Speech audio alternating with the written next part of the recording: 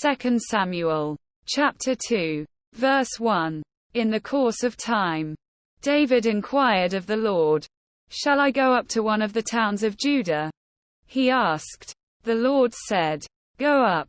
David asked, "Where shall I go?" "To Hebron," the Lord answered. Verse 2.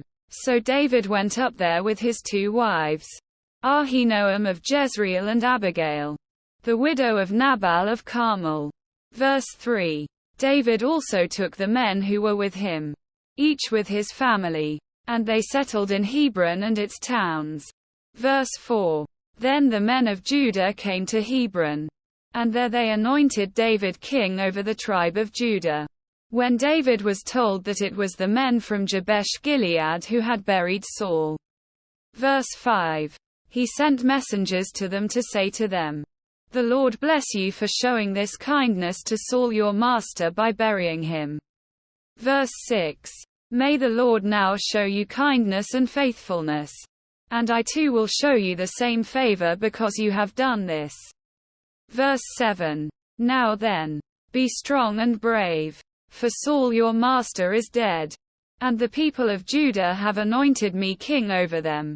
Verse 8. Meanwhile, Abner son of Enner, the commander of Saul's army, had taken Ishbosheth son of Saul and brought him over to Mahanaim.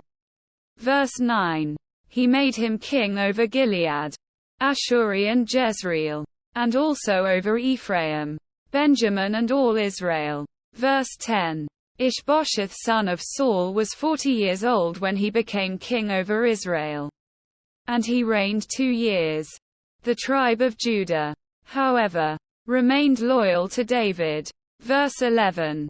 The length of time David was king in Hebron over Judah was 7 years and 6 months. Verse 12. Abner son of Enner, together with the men of Ishbosheth son of Saul, left Mahanaim and went to Gibeon. Verse 13. Joab son of Zeruiah and David's men went out and met them at the pool of Gibeon. One group sat down on one side of the pool and one group on the other side. Verse 14.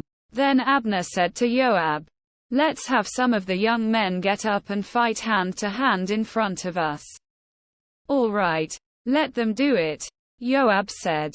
Verse 15. So they stood up and were counted off. 12 men for Benjamin and Ishbosheth son of Saul, and 12 for David.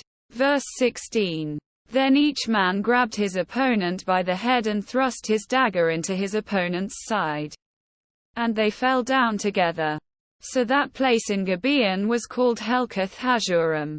Verse 17. The battle that day was very fierce, and Abner and the Israelites were defeated by David's men. Verse 18.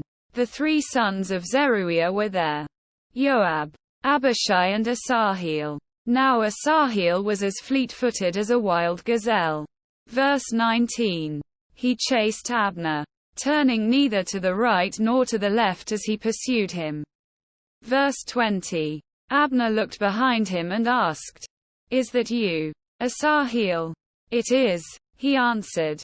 Verse 21. Then Abner said to him, "Turn aside to the right or to the left. Take on one of the young men and strip him of his weapons." But Asahel would not stop chasing him. Verse 22. Again Abner warned Asahel, "Stop chasing me. Why should I strike you down? How could I look your brother Joab in the face?" Quote. Verse 23. But Asahel refused to give up the pursuit. So Abner thrust the butt of his spear into Asahel's stomach, and the spear came out through his back. He fell there and died on the spot. And every man stopped when he came to the place where Asahel had fallen and died. Verse 24.